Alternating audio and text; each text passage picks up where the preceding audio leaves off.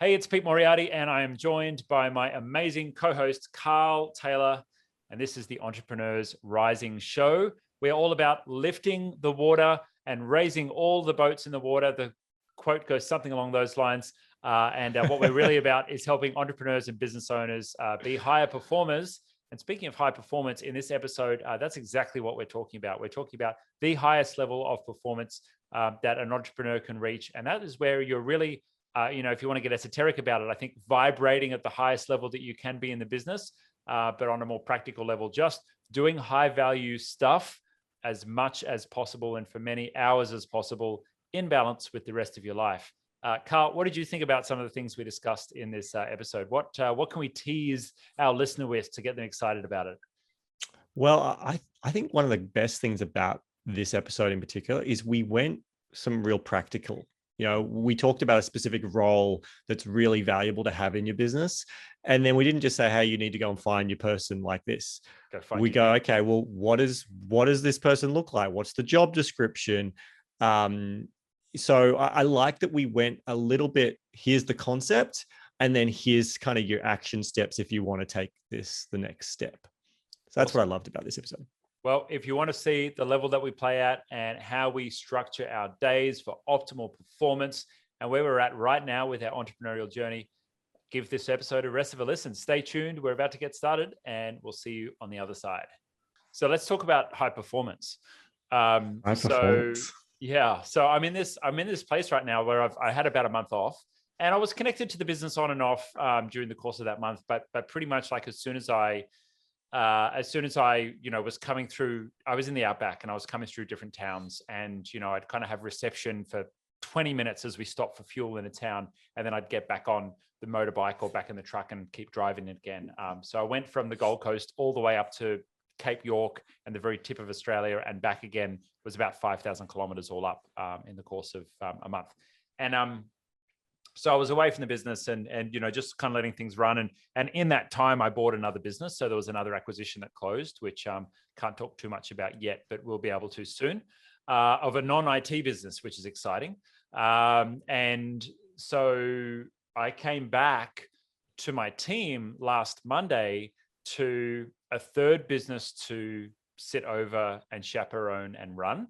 A number of end of financial year strategies to work on, and also another negotiation for another acquisition because I'm looking at the next acquisition and I've started the conversation around that while we happen to be away, and I've had to really been kicked into gear in terms of my performance to really perform at a high level. Like last week, I had 8 hours a day of meetings for 5 days, which is not usually the norm for me. Usually I do kind of like 3 half days and it's all pretty chill. And like one of those days ended up going till 8 o'clock at night, meeting after meeting after meeting. And it kind of reminded me of how I was operating the business when I was in the old days. Yeah. And it was kind of like it was an unhealthy way in some ways, like, I would finish those long days and they weren't 8 hours, they were 10 and 12-hour days. And I wouldn't get enough sleep and I would eat bad food. And that's how I ended up being 40 kilos heavier than I am now, because it was 45 kilos heavier, actually, because it was just like so unhealthy the way that I was, working with my body. And, before we hit the record button, I said to you, like, all I'm doing right now is sleeping because I make sure I get like a healthy 8, 9, sometimes 10 hours a night sleep. I'm doing the work that I need to do. I feed myself well, and I'm still only eating one meal a day and have done for a number of years. And so that's time-wise, feeding myself is pretty easy, apart from getting lots of alkaline water during the day, and I have some Himalayan salt in that for electrolytes, and so I feel pretty good. But apart from maybe half an hour of social time, apart from the time that I spend, with myself doing my kind of morning ritual and my journaling and everything else, and a little bit of time for interaction with lovers from time to time, that's it. Like, I had a complete weekend off of no work mode, but apart from that, it was 5 days of high performance work. And it was really interesting because I was kind of thinking like, I don't have time for anything else. Like I don't have time for social events. I haven't allocated time for watching TV, although I did watch a movie one night and sacrificed a little bit of sleep, for that. I do spend time cooking dinner for myself because I like that. So that's usually 60 to 90 minutes of taking my time, eating slowly, preparing slowly, putting lots of love and intention into that.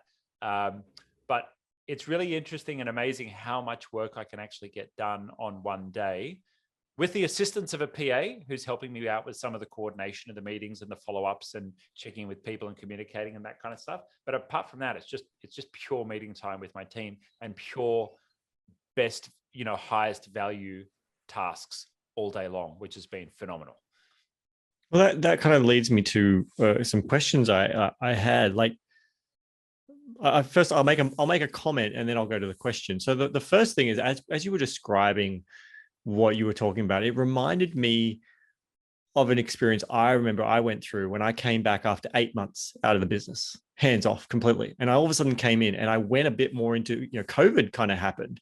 And I went into, did a previous episode about wartime CEO and peacetime CEO, and kind of went into that wartime CEO, and I started hustling, and it reminded me of the olden days.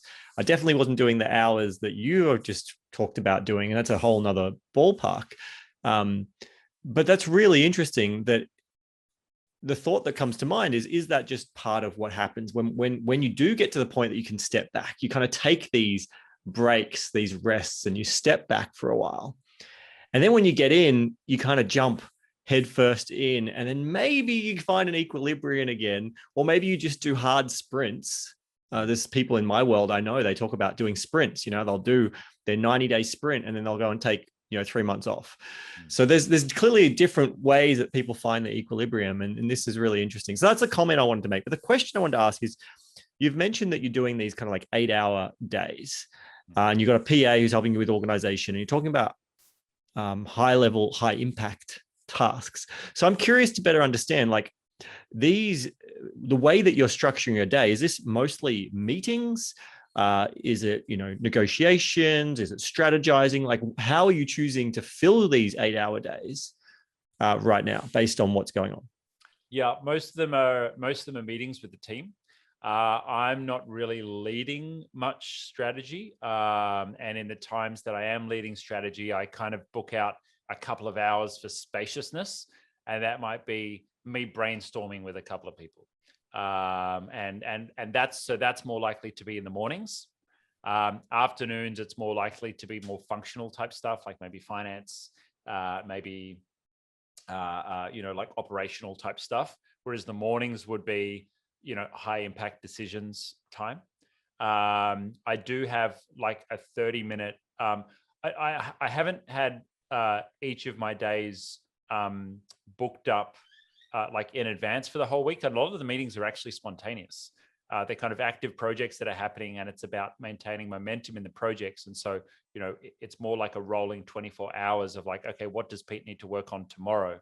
And what I really loved a video that you had on your Instagram that I saw in the last week, which was no homework for Carl, which is, the concept of, things either happen in a meeting, but don't make any promises to do anything outside of the meeting. And so I've taken that to heart and said that to my team. Okay, if you want me to get things done, then it happens when you're on a meeting with me, and probably with Gypsy, my PA as well. But apart from that, I'm just doing the time. I'm just doing the time with team members, and a very collaborative approach.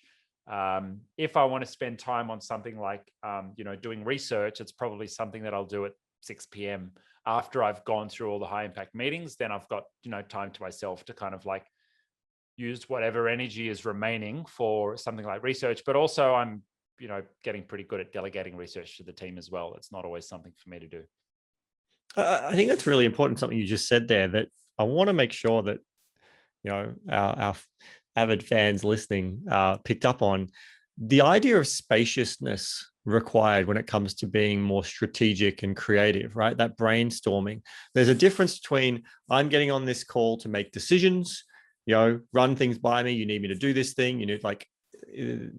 just, you've got me, you've got my presence, you've got me for this time. You need me to do something. Don't leave it for later because I got a million other things on my mind. Just get it done now.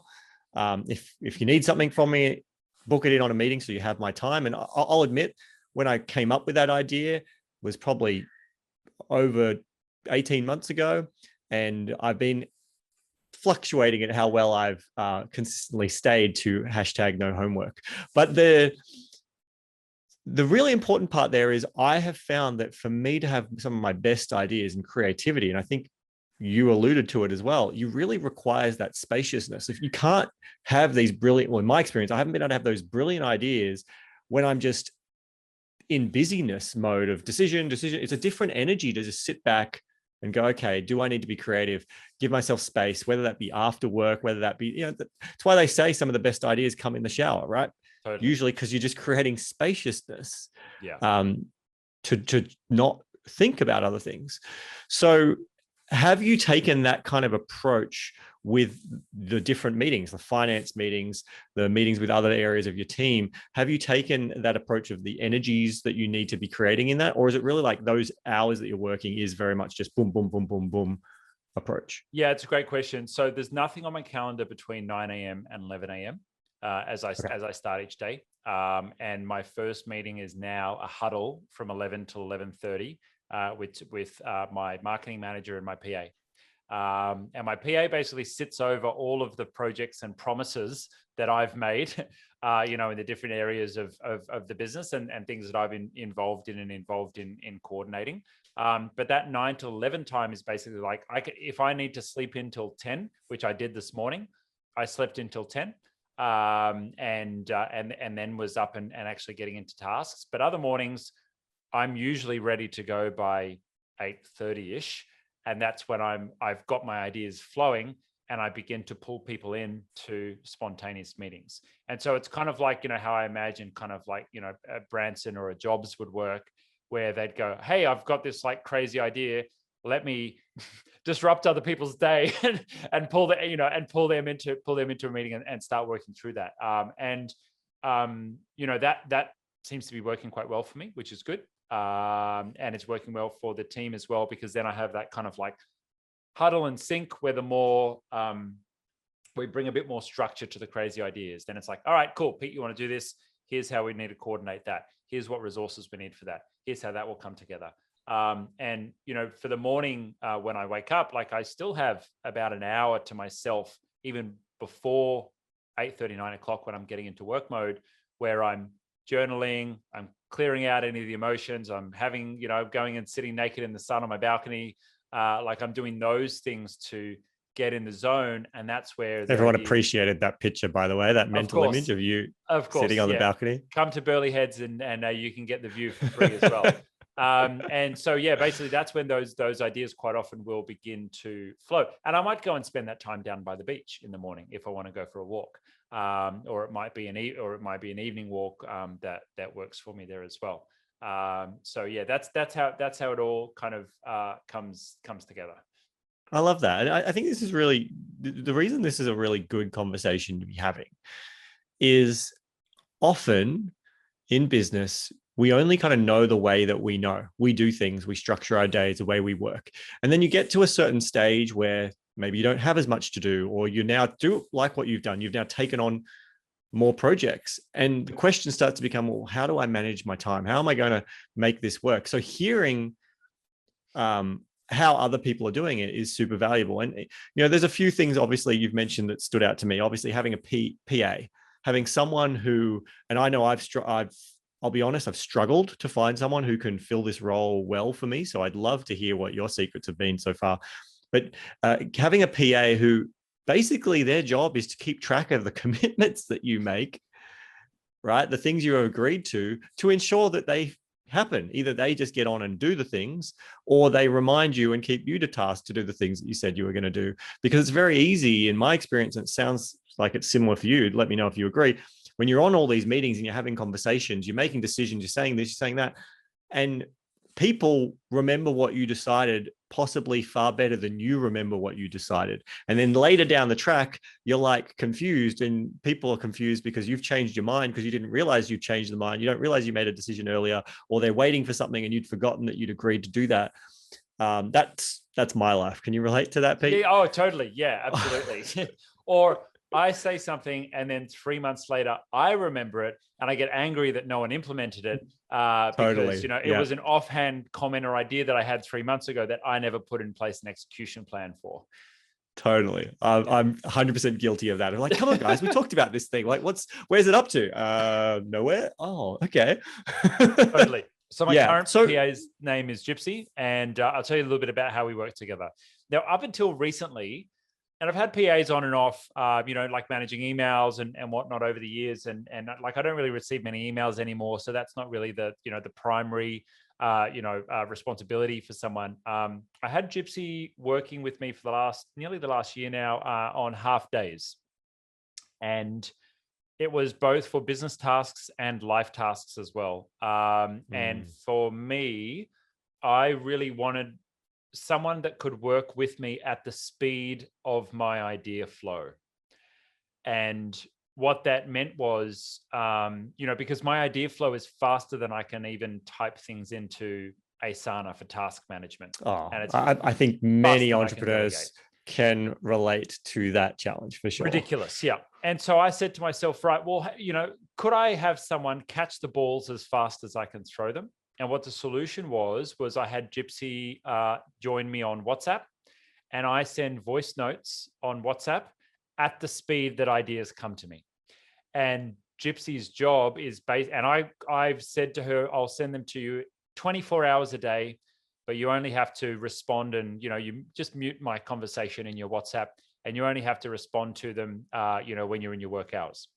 And so basically her job is to listen to those voice notes and key them into Asana. And sometimes that's a task to delegate to someone else. Sometimes it's something for her to coordinate. Sometimes it's her buying online shopping for me. Sometimes it's following up on a supplier. Sometimes it's like, hey, I asked someone to do that a week ago. Can you check if they've done it or not? Sometimes it's, hey, can you organize a meeting with this person? But basically, all of my rapid fire ideas are going into that that kind of like management of my PA. And then when we do our sync calls, which weren't regular in the past, but we've now made them regular. When we do our sync calls, she'll basically go through the list, and we've probably looped back and forward with each other for 3 or 4 out of 5 things and already resolved them. But there may also be, hey, Pete, you sent me a voice note last Thursday afternoon. Clearly you've forgotten about it, and this task is still open. Do you want to do anything about it right now? And then I can prioritize and kind of work through that. So that's number one. And please jump in. Can I interrupt the question? Because you've got me a system.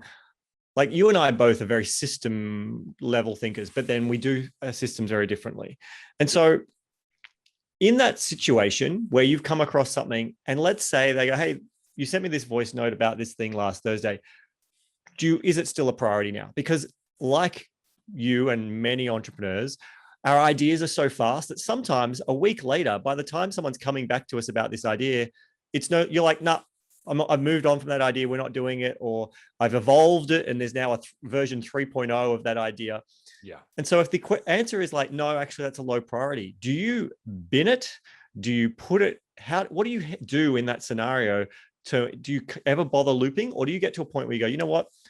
If it is a priority, it'll come back again later. So we're binning it at this moment. I'd love to know your perspective. I know what I do, but it gets left in Gypsy's court. And then what I find is once a week or once every couple of weeks, she'll go through everything that's in her court and bump it. And these are all in Asana. So she'll drop a little update message, and I'll get a flurry of push notifications, on a Thursday afternoon or a Friday afternoon with all of the old tasks. And I probably won't deal with it then, but maybe at 10 o'clock on Saturday night, when I don't have anything else going on, I happen to be in front of my computer, I'll go through some of those old tasks and kind of clean them up, particularly the ones in my personal Asana file for this car registration, or that car being serviced, or this thing being ordered from IKEA, the kind of stuff where I'm not going to interrupt my high value work time during a business day, but I might get to it when I've got some time over the weekend. Got it. Yeah, great. Okay, cool. So you said that was number one. I mean, I've got more That's questions, but I'm like, you know what? Let's start with let you move on to what's your number two. So number two, and this one's a more recent one, is I've just said to Gypsy, I just want you to shadow me.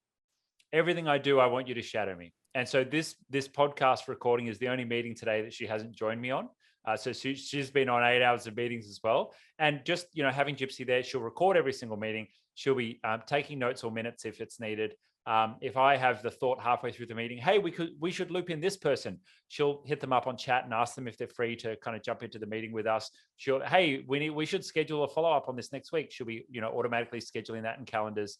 And so as I think in real time, I've basically got a helper there to help me out.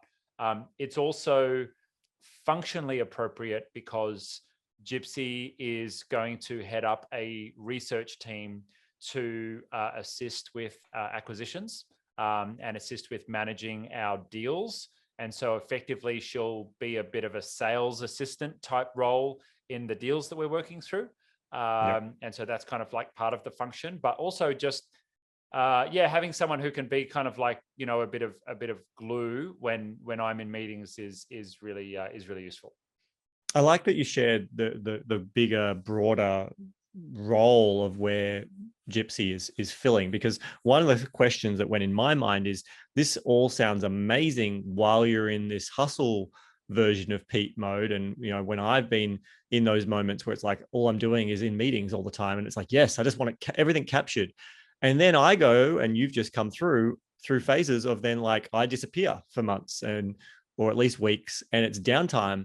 And so it's like, well, what does this PA do when all of a sudden you're like, you know what, I'm not doing anything. Like, yeah, here's all my ideas. You can keep track of my ideas, but we're not doing any sync meetings. I'm not actioning this and that.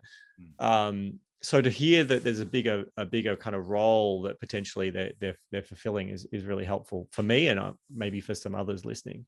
Yeah, and like when I'm not around, there's other tasks as Gypsy's part of the HR kind of like team and umbrella and division of the business, and so she may help them out with research tasks. There may be data entry backlog, like other things that could be, or maybe she just goofs off. I don't know. She probably deserves it. Totally, exactly. Well, that's a good point, right? Like if you're taking the break, maybe it's part of their role. Is like, hey, well, I'm taking my downtime. You enjoy your downtime too. Totally. Question then, I think, is probably on many people's minds is, if they want to go and find themselves a Gypsy, what would be your recommendations? What's the job description? Is it an internal? Is it an external? Obviously, it's internal maybe if you've got a big team, but if you're brand new, you probably aren't. Your only internal option is you, yourself, and I. That may not work. So what would be your maybe top 2 or 3 tips to someone who wants to find themselves a Gypsy? Well, I don't think there's anything ridiculously special about the role itself. For anyone who's read the 4-Hour Workweek, Tim Ferriss talked about hiring a VA as someone who can do general tasks and duties for you in all areas of your business and life. I think having someone that you get along with is excellent because you're going to be spending a lot of time with them. And so that that's something that's important. But certain personalities though, like disc profiles or Colby's or anything like that. Like, is there anything like that you've used, or someone who's got a bit of like who's good at follow up, and someone who's good with detail. So that would be in the disc profile, it would be high C. But Gypsy isn't necessarily a high C. I mean, what I do know about Gypsy is she happens to be phenomenally great with and direct with dealing with people. And so she needs to organize a meeting, or she needs to pay a bill, or she needs to call the local mechanic and have them ready for me to bring my car around this week, something like that. She's able to jump on the phone and just make those appointments happen. That's really important. True. What I will say is, I guess a high level of emotional attunement is important, just to be able to do that. When I'm on holiday, Gypsy is really the conduit between me and the rest of the business. I basically say to the rest of the business, I'm not going to check my work chat but Gypsy has access to me. And so if there's something urgent going on and she thinks that I need to look into it, or there's something in my email that I need to look into, she's messaging me on WhatsApp, and that's the only app that I'm opening. I'm switching off notifications for my work chat when I'm, when I'm away and kind of off. The mistake that I see people make all the time is they hire a VA, and I hate the term VA. Because humans are not virtual, but they hire someone and they expect that person to be a jack of all trades. They want them to update their website. They want them to send marketing campaigns. They want them to, call and organize their fucking pet food. They're expecting that person to do absolutely everything in their life. And a solid PA, personal assistant, is going to be someone who manages some life stuff, manages some meetings, manages communication, and manages scheduling. I would never ask Gypsy to jump into our WordPress and start making changes on web pages or connect Zapier to ActiveCampaign. It's just stupid. And so that's where a service like, and this is not a pitch, but that's where a service like automation agency or IT Genius would make sense. Or if you've got the funds, you hire someone dedicated to do those roles as well. Don't expect this person to be a unicorn and do absolutely everything for you.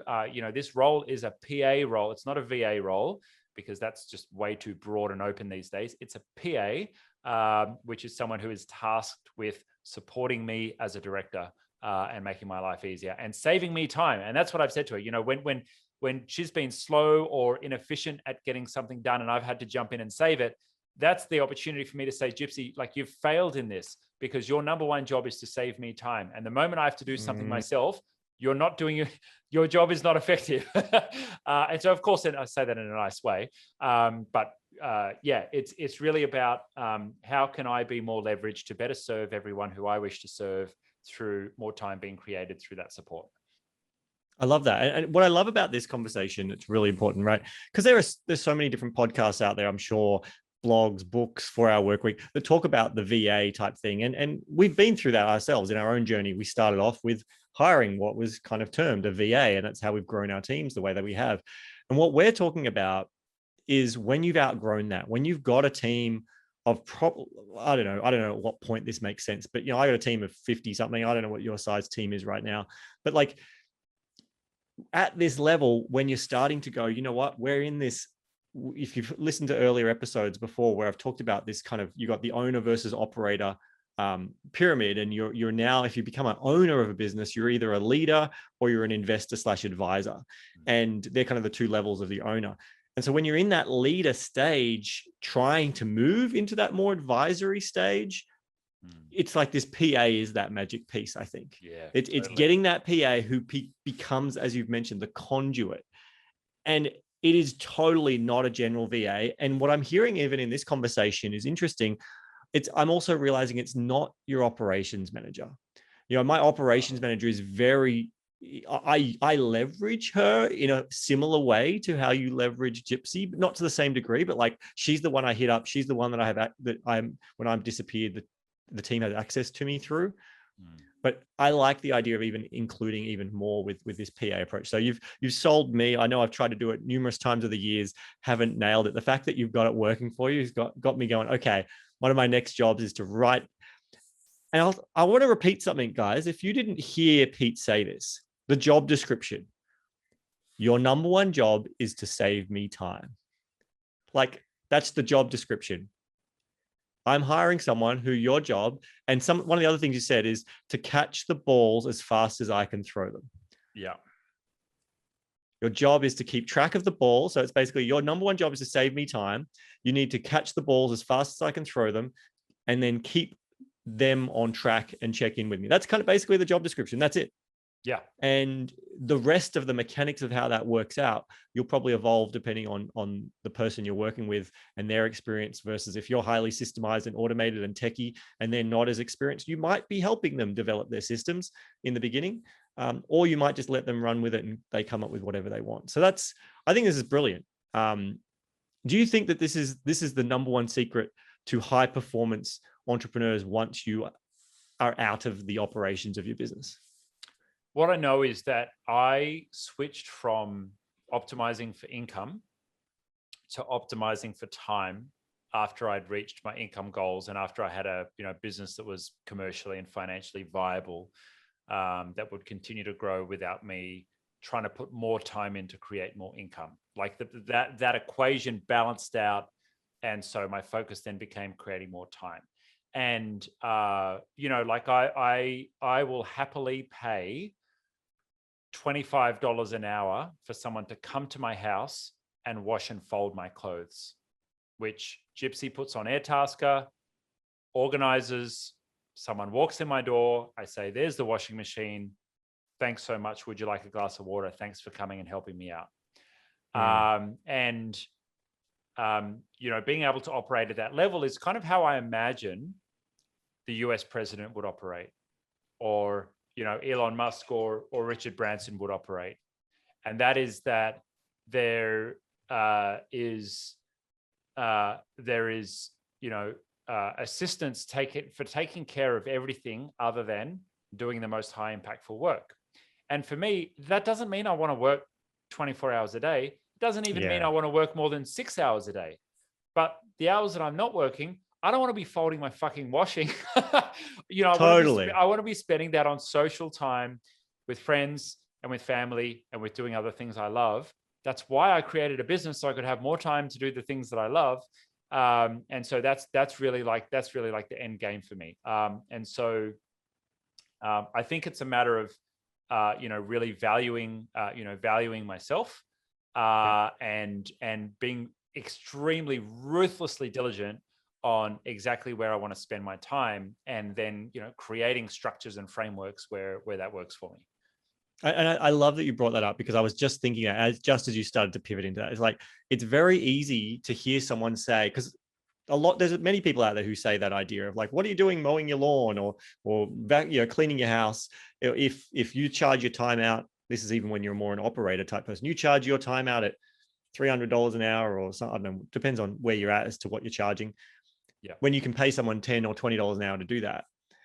And it's very easy to fall into the trap of thinking, okay, well, if I'm paying someone to do that thing at $30 an hour, I have to then spend that hour doing something, bringing in $1,000. Yeah. And you're still in the trap of swapping time for money. Yes, you've got more leverage, but in that moment, your high impact work, if maybe remove the word work and just high impact activities, is about high impact to you as a person. And that might be playing with your kids. That might be going for a walk down and grabbing a coffee. It might be going and visiting your parents. It could be catching up with a friend on the phone. It could be various different things. It might be going and working out or going to the gym or whatever you do, or maybe you love cooking. And so by having someone else come in and do the washing and cleaning, while they're doing that, you get to cook up a storm for a couple of hours and have a blast playing some music. That's the difference of what we're talking about. So it's not just about, oh, I'm paying this person here, now I'm going to do that. It is like that if you're still in hustle startup mode. You're still, as Pete kind of mentioned, balancing that equation of time, money, business, income. And this is something I'm learning, and maybe this can be another whole podcast episode, but I'm also learning that when you reach a certain point of, well, I've hit my number, sometimes then your personal circumstances change. And therefore the number that was very comfortable now doesn't feel as comfortable as it once did. And so you can go from, I've been optimizing for time to, now it's time to still be optimizing for time, but we need to start looking at income again, and know that there's going to be these. And I think this happens to everyone. I think you look at the Tony Robbins, the Richard Bransons, all these people, like there's a certain point where they were probably living a lifestyle of, $500,000 person. Then they started living the lifestyle of a millionaire. And then they started living the lifestyle of a decamillionaire. And things shifted and changed, and their preferences changed. So therefore their minimum number started to shift to live the lifestyle they prefer. Yeah, I totally understand that. And I'd also kind of like loop it into the, archetypes as well. If you think about the wealth dynamics, like I'm a mechanic and I've got some like kind of Lord energy as well. And so for me, it's like, well, I want to spend my time architecting structures that are going to generate income for me. For others who are maybe a star or a creator profile, it may be around, architecting the right team around them so they can be in their, in their highest level of creation and highest level of stardom, sharing things out to the world. But it is all about, this is my mechanic brain talking. It's all about architecting and designing what the machine looks like, around you. You got to, keep us mechanics around. We're very useful. They are. And just to add to that example, and then maybe we wrap up this episode, but I'd like to add to that example. If you just heard a creator idea of that, let me share an example of, a mechanic example. Let me share an example of a creator. So for me, all of a sudden, just the other day, I had this great idea for some software. And I was like, oh, this would be a nice little oil well kind of thing, a nice little business. Doesn't need to be a feature in my existing business. We could quickly launch, spin up a whole new business, pretty easy, minimum viable product, put it out there and drive some traffic and probably turn it into something that's, it's not going to be game changing, but it's a nice little income earner that could maybe be sold down the line. As a creator, the fun is in coming up with the idea. Here's what it's going to look like. And this is where you then need to have that team around you where it's like, well, that's what my genius is. I've come up with this idea. I need to be able to pass that ball to a gypsy or someone who then gets all the different people, the developers, the website writers, the copywriters, everything, the ad people to get the product and the business launched. Whereas in the earlier stages in business, you would probably being all those people. You're like, all right, I've had the idea. Now I'm going to build it and I'm going to get this person. Whereas now you're maximizing to, okay, I've had that idea. Someone else is building that oil well. Now I'm going to go and build another one. I'm going to come up with another idea. Yeah, totally. So, it's very much a different game there. And I think, along the way, there's different stages. One of the most challenging things for entrepreneurs is focus. And so learning to, just get one thing, get one thing built, get one income stream built, get one business division built, get one team built, get one industry vertical built. And then worry about expanding out, write down the 300 ideas, but build them one by one. And focus and attention is so important. That's what produces results. Discipline produces results. Routine produces results. All of these things, concepts that we've talked about a lot on other episodes of this podcast. It's all helping you to perform at the highest level and serve everyone in your life that you wish to serve. Totally. And I have nothing really more to add. It's a good reminder, guys. It really sounds like a great time to wrap up the episode. Thank you so much for listening. And if you have not yet already been to our website, head along to rising.show, where you'll find all the show notes, previous episodes, recordings. You can download. You'll see transcriptions there as well, I think. You can contact us.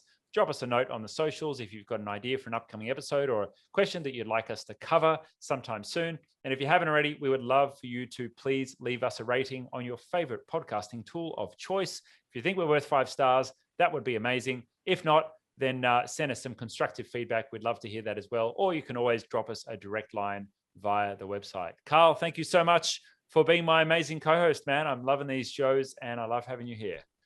It's been an absolute pleasure. And last thing I want to say is if you don't want to do any of those leaving ratings and stuff, if you've gotten value, if you're still listening right now and you got value out of this episode, share it with a friend. Send it to a friend. Let them get the value too. See you, Pete. Bye.